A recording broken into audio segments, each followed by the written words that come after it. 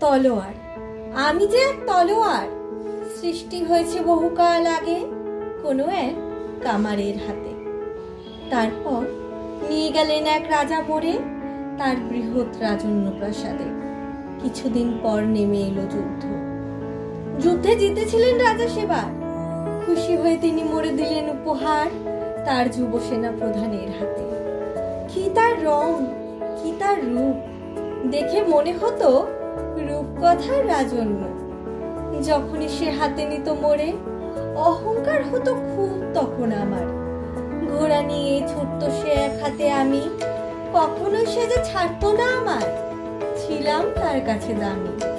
যুগের পর যুগ গেল, বছর হলো পার, বিদেশিরা আক্রমণ করলো, যুদ্ধ হলো আবার।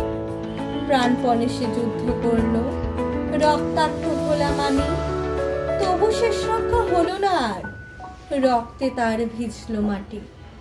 বড়ই দুঃখ হলো আমার, কিন্তু কি করব হায়, কপালে তার পোড়া ছিল, বিধাতা ছিল না সহায়।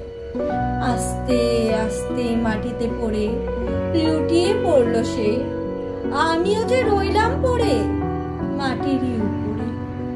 আজ বহু যুগ ফুরিয়ে গেছে, পেরিয়েছে হাজার যুদ্ধ, আমার কৃতিত্ব ফুরিয়েছে আজ, রয়েছে মিউজিয়াম বদ্ধ।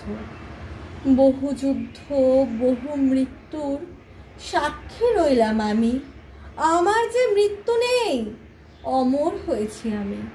একটি তলোয়ার আমি, একটি তলোয়ার আমি। নমস্কার।